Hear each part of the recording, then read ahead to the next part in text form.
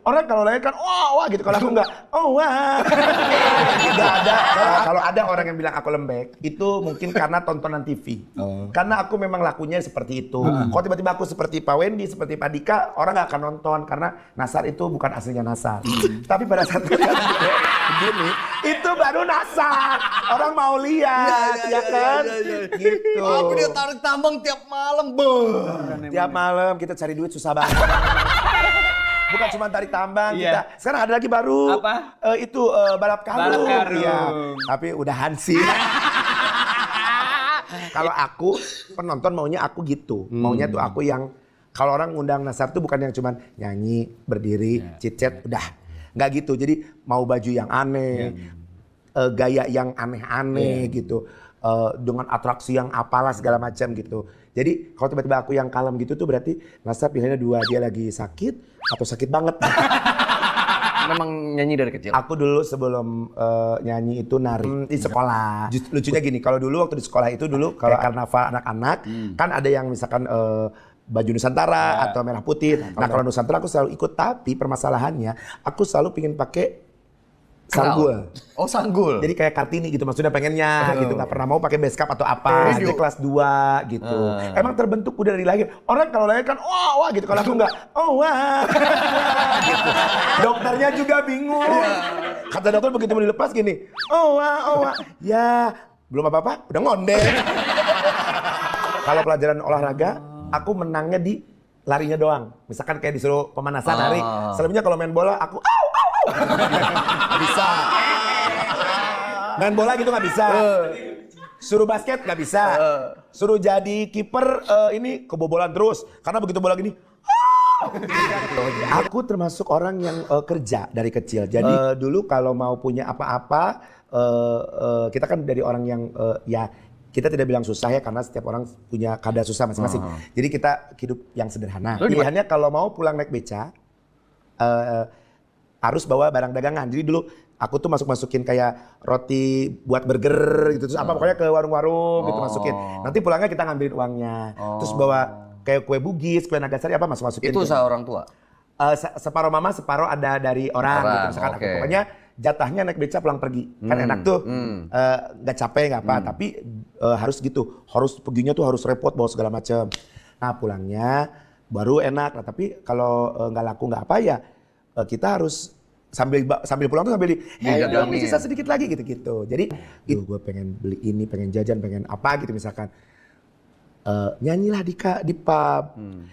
Nah sementara kan tidak boleh dong. Nah, tapi umur berapa sorry? Kelas 5 SD tuh aku usia berapa ya. Pokoknya karena badannya gede jadi sama penyanyi dangdut lain tuh dibawa lewat belakang. Tapi saking pengen dapet duit tambahan.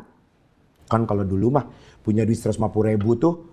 Di kantong udah kayak berapa kalau sekarang makan ke sekolah tuh udah gaya banget gitu. Nah jadi setiap malam pulang nanti misalkan sekitar jam-jam 2. Tapi aku harus bekerja karena aku pengen sesuatu. Aku pengen jajan, aku pengen gak mau minta. Yang aku ikut kompetisi itu bukan KDI awalnya.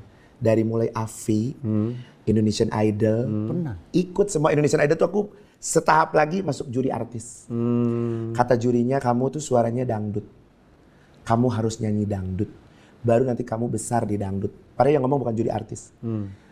Itu aku udah nangis tuh, jujuritan sampai rumah tuh udah kesel, udah marah, udah apa. Tiba-tiba didaftarin di KDI. Itu pun juga ya ngambil undian nomornya udah terakhir. Karena pas lagi pengambilan nomor, akunya lagi nyanyi dulu di Bogor. Pulang naik bis kita, dulu ada bis Lorena ya, dari Jakarta kan suka lewat ke Bogor tuh. Jadi di situ, nah akhirnya dapat nomor yang terakhir. Yang kenalin tahu di Bandung ada BIP, itu tuh udah paling bagus kalau dapat nyanyi Sabtu Minggu. Sabtu Minggu aku bisa nyanyi 5 panggung. Jadi bawa gembolan nih, bawa tas kayak dulu kan ada Sophie Martin ya. Ojek disewa muter. Terus nyanyi kemana muter sampai malam. Sambil bawa gembolan di motor gini, sampai gini gitu, sampai gini gitu ya.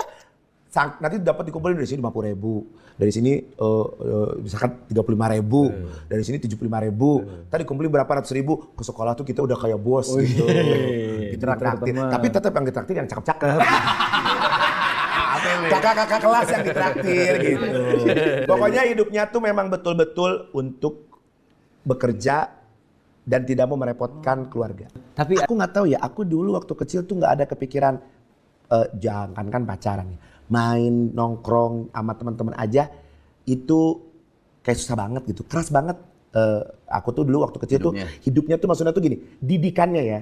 Pada anak perempuan yang harus maghrib gak boleh di luar. Tapi kita anak laki tuh selain 5 waktu yang harus tepat, maghrib juga udah ada di rumah semua. Nongkrong tuh kayak bahasa kalau sekarang anak sekarang kan, ini bahasanya macam-macam kan. Hebat lah kalau anak sekarang mah, wah hebat deh. Kalau kita mah dulu boro-boro mau uang, ya mau dari mana duitnya? Ya kalau nggak nyanyi nggak dapet duit. Apalagi pacaran, mau gimana maksudnya mau apa gitu. Aku tipikal orang yang percayaan. Kalau udah percaya, apa aja aku suruh ambil. sampai tanah orang lu suruh ambil. Kagak percaya.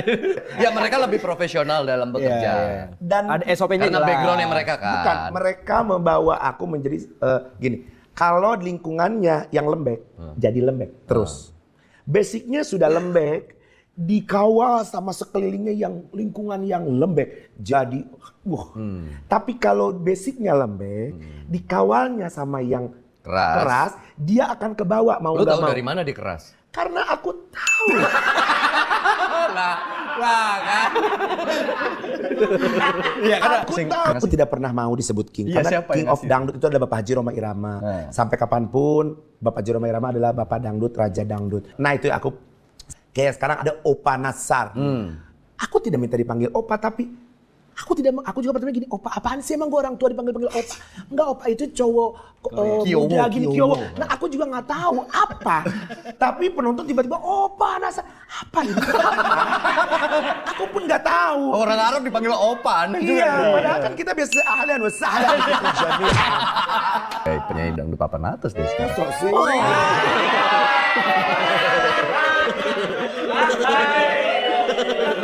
Emang 2 bintang tamu hari ini bacolnya dia. Lu paling cantik di situ. Iya makanya. Kita deg-degan banget. Berasa Raisa kan di situ. Bukan berasa Raisa. Jadi kita berasa Datuk Siti. Anda gitu kan. Tapi bener. Kalau Tuhan mau, biar ini kameramen. Kalau kata Tuhan tiba-tiba jadi bos, jadi bos. Tak nggak tahu jalannya dari mana. Tiba-tiba jadi aja pokoknya. Jadi orang hebat, berduit gitu. Nah, tapi kita juga yang besar-besar gini bisa jadi nggak, bisa jadi abu gitu. Nasar sebagai ayah itu tentunya tetap jadi bapak yang bertanggung jawab karena Ada kesulitan nggak? harusnya nggak sulit dan aku tidak akan pernah bilang sulit karena ada jatah ibu, ada jatah bapak. Bapak sekarang anak sama ibunya, tapi bapaknya punya posisi juga. Kemarin yang di story itu graduation atau? Graduation, jadi pokoknya Udah gede ya? iya, karena hidupnya yang gede, yang nomor 1 juga udah sama aku, jadi udah aku mau bilangnya anak aku semuanya gitu. Jadi aku selalu ikut serta dalam kehappyan mereka gitu. Jadi karena bapak itu tugasnya bukan cuma di dunia, di akhirat. Kalau nanti aku di dunia masa bodoh, pada saat ditagih di akhirat mau minta tolong siapa? Kita bingung juga nanti kan. Nah kita justru minta sama anak doain bapaknya. Gimana kemarin perasaan lu lihat anak lu udah segede itu? Happy. Tiba-tiba udah graduation. Pas graduation itu kita sebagai orang tuh kadang-kadang Hebat ya, gede ya. anak kita gitu. pemandangan ini tuh mahal ya karena kita mupuknya kan lama gitu. Betul. Jadi Kan lu ngerasain nih, ya kita sama lah sebenarnya generasi-generasi yang dididik dengan begitu Otoriter. kerasnya, otoriter. Maghrib harus di rumah, nggak di rumah pasti ada yang melayang tuh. anak zaman sekarang tuh nggak bisa dikerasin seperti zaman kita. Betul. Karena caranya berbeda, zamannya berbeda, semuanya udah berbeda deh. Dijadiin teman, diajak ngomong baik-baik, diajak ngomong yang ini, diikutin dulu maunya apa, nanti sambil ngasih maunya apa. Dengan kita ngasih maunya apa dia, terus kita ngomongnya baik-baik penuh kelembutan, aku rasa dia akan lebih mengerti dan mendengar. Tapi kalau kita kayak cara kita dulu, kabur sih. Ya, Gak ya. mau deket Harus pinter-pinter anak-anak. ya. Harus pintar-pintar kalau zaman sekarang. Udah, aku tuh gak ada temen. Nongkrong sama kita motoran. Aku tuh gak bisa bawa motor, bonceng deh. Gini deh, kalau ada siapa, aku siapin motornya, aku dibonceng. Gak apa-apa di pangku di belakang aja. Maksudnya yang Lah Usi ini- di mana? Gini, Mbak Usi kan duduk di sini. Harley kan ada yang kursinya di situ juga. Jadi 3 aku di situ. Jadi aku sama Mbak Usi gini, saya iya spa. Mbak. Jadi terus aku sama Mbak Usi gini, iya Mbak memang bener, iya. Yang bener dong, gitu, ya kan. Apa